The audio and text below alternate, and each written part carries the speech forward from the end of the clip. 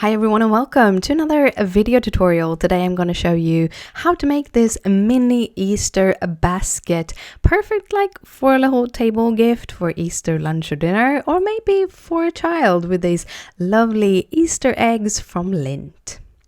So I'm going to start to show you kind of the pieces I'm going to use. They are from previous projects and I'm going to link those projects at the end of the video if you haven't seen them yet.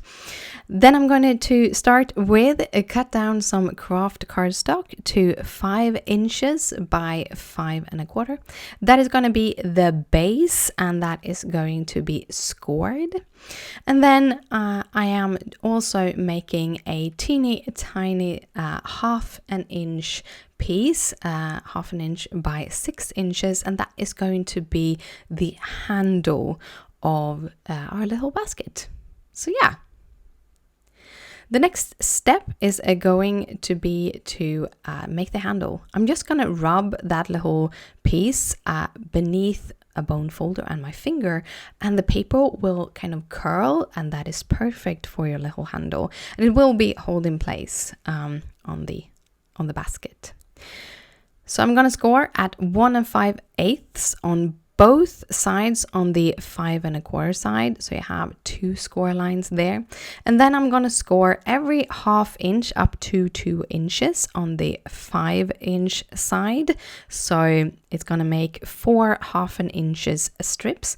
I turn that again 180 degrees and I score on the other side. So it's very much an even basket and pretty easy to score. And then I'm going to fold and burnish all of the edges, which makes it so much easier to make this box. By the way, the bottom measures 1 inch by 2 inches. So the bottom is quite tiny, but it's pretty stable anyhow. So yeah. I'm finishing off with those 2 side panels and then it's time for the cutting. I'm using a long nosed scissor, is that what we call them? And I'm just cutting up on every strip on that 5 inch side. So I get 4 small little spokes for my basket and then a wider piece in the middle. And I'm going to do that on both sides so that I have that 2 inch piece in the middle, and then I have cut those little spokes and the middle piece on both sides. So they're like little fingers. I don't know. I actually cut these on the sides that doesn't have a bump because it's easier to center the cut. It's a little bit harder if you cut on the side with a bump, as it's hard to cut in the middle of that one. So yeah, I do recommend to cut on the other side in this case. Now the middle piece is a little bit too high, so I'm going to cut off about 1/8 of an inch. I'm just going to eyeball it. You can use your trimmer if you need to. And I do that after I cut up everything because it's so much easier. I just fold down those little spokes and then I cut off about, I said, 1/8 of an inch. Then I'm going to make a lot of holes, and you can either use a little hole punch like I am going to do, or you can use like a pokey tool of any kind. But yeah, I'm going to use this. It's a little bit fiddly to do it, and also this is 1/2 inch strips, and it's a little bit harder to see how far I'm putting the strip down. But the idea is that the hole is supposed to be about 1/2 inch up from the bottom edge and about 1/2 inch from each side. So kind of centered towards the bottom of those little tabs or spokes or whatever we want to call them. And I'm doing that on all of the spokes. So 16 times. Yeah, 16 times just on the little box. I did get a little bit faster by the end, and this is sped up because I didn't want you to sit here and watch me poke holes. But yeah, just so you know that it is every little spoke. And it gets easier to make this. I made one previously, or made 2 to kind of do the measurements previously. So gets faster. I do have a couple of brads there, teeny tiny brads to put it together, but I also need those little holes on the handle because that is going to be added to the little brad too. So we just this is the easiest way to put together. You're going to use 2 little brads and maybe 2 glue dots if you feel you need that. So first I'm going to fold in those middle pieces. You could use something like washi tape to hold them down if that would make it easier for you. And then I take every spoke from the bottom up and I take every other side and just kind of line them up on each other. I'm not going to try to put the brad through all of them at one time, but by holding it that way, it makes everything a lot easier. I take this little brad. This brad was slightly open, so it was a little bit harder to get through the holes, but I finally did it. And then I add, after the 2 top sides or spokes, I add the handle, because those other pieces will get a little pointy piece. Like they will form a little point just over that top band. So you either need to cut them off, or if you have the handle, if you put that after the 2 first ones, you can hide that magically. That little pointy thing will hide.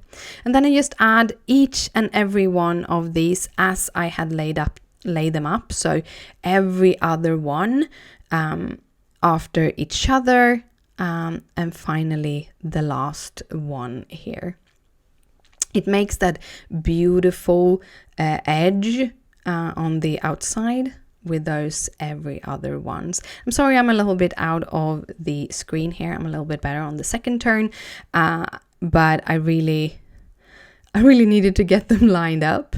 And then I just, after I have kind of straightened that up, I'm going to just fold those out. One of the little pieces of the brad will always be a little bit longer. So if you figure that out, you can just bend that out first. And finally, I'm going to add that middle piece, and I'm just going to use a little piece of glue dot. But if you don't have glue dots, you can use any other adhesive. But if you're going to fill this with something, the thing that you fill it with will hold this piece in place anyhow. However, I kind of liked having it ready and done. So that is how it looks with all of the spokes. And then I'm just going to do the exact same thing on the other side, just lining them up. When I'm lining them up, I'm not lining up the handle.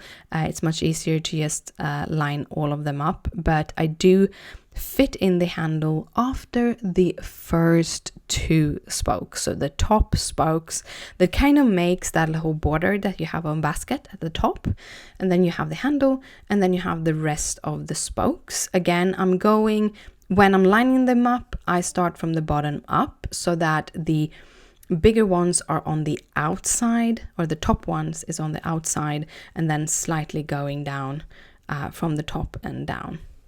I hope you understand what I'm saying. Sometimes I don't even understand what I'm saying. Adding a little glue dot, and that is the basket. Super simple, super quick. You can use them for so much other projects also, but in this case, I kind of like it. I'm quite happy with it.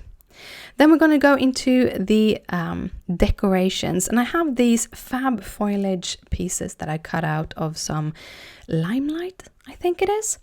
I have them lying. I have like little boxes like the one that you see here on the side, just filled with different die cuts, different colored images, because I always do more than I need. And I thought, hey, I need to start using them up. So these are all from previous projects. And as I said, I can link a couple of them at the end of the video, just so you can see them if you haven't already. I pick up this little bird, which sadly is from a retired stamp set, but I really loved it. I also going to pick out some eggs, which are from the Spring Gnomes stamp set. And then I have those little flowers that were from the card kit in February, I think. You can still get them singularly also. So if you can't get the kit, you can still get them, the dies separately, and I really love those flowers. They're so cute. So I just mixed and matched everything. I kind of figured out how I wanted to group them straight on my work mat here, because I realized trying to do that on the basket is gonna be quite hard because they're gonna fall off and stuff. When I figured out how I want everything to sit together, I start gluing everything down. I use the On Point glue pen by My Favorite Things. It's really good glue because it's not too wet and it dries fairly quickly, so I don't have to sit there and hold it too much. By the way, if you use more glue, it will kind of stick a little bit faster. However, you don't want to add so much glue that it oozes on the outside. So yeah, I tried to add enough glue. The oozing isn't that bad. It does dry clear. However, I usually try to cover the pieces where it has oozed out, so I don't get any kind of glue on the little basket. Some pieces I need to hold down a little bit longer, for example like this branch that goes down on the basket itself, because the cardstock have a couple of layers there. It's you need to hold it down because it won't lie flat, because it isn't flat underneath. And finally, I'm gonna add these little flowers. I'm actually using different flowers from what I chose in the beginning, because I realized I had one of these pink ones at the big ones, then I had this little almost white with little dots, and I really wanted to have like different ones, and then I had a teeny tiny one that was bright yellow that I thought would fit perfectly. So that is the basket so far. Then I'm going to use this glitter glue by Nuvo. It is chocolate, but as you might see there, it looks almost purple, and that is because it's milky when it's wet. However, it will dry clear, and then you have this chocolate brown glitter, which I really liked on this project. It really worked together with the rest of the color scheme and kind of coordinated with that little brown brad. That is the basket done, but now I'm going to fill it with some eggs. I'm using a little bit of tissue paper. I would recommend maybe using colored tissue paper, maybe using even colored cardstock for your little basket. Like a yellow basket with green tissue paper would look great. However, I didn't have any colored tissue paper at all. I only have this brown one that I use for packaging my orders in my Etsy shop. So I thought, hey, I'm going to use that because it looks pretty good, and that kind of fills up the basket. You could fill up the basket with just the eggs, however that would be quite a lot of eggs, so I kind of decided to fill it with a little bit of tissue paper, having that hang out a little bit, and then fill the eggs like a little bird nest. So yeah, that is the basket all done. If you liked it, please thumbs it up. It means a lot to me. If you have any questions, just a comment down below. And down below in the description, I have everything that isn't retired linked for your pleasure. It is affiliate links. So if you buy through my links, I get a little bit of a kickback to no extra cost of yours, but it helps me kind of pay for all the tools that I'm using to make these videos. Anyhow, thank you so much for watching, and I'll see you later. Bye.